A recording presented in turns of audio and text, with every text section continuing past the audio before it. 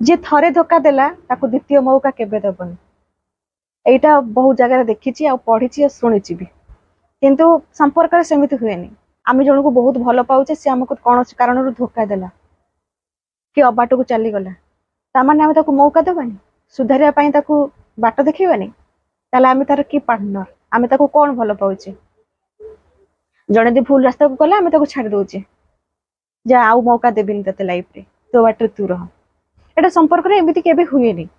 संपर्क रे छोटो मोटो भूल अच्छी राग अभिमान अच्छी संपर्क जने जन को धोखा दौथिबो जानिकरी भी पुणी ता सहित रहिया को पड़े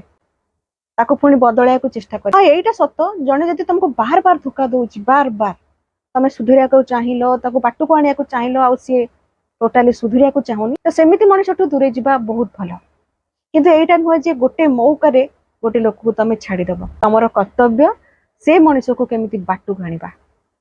आ जदि तमे बाटू को आनिला परे भी से बाटू को आसेनी से सेम भूल करे ताहले से मनुष्यठू दूरे जिबा संपूर्ण भल कारण तमे जानिबो जे मु 100% दे देले से लोक बदलिलानी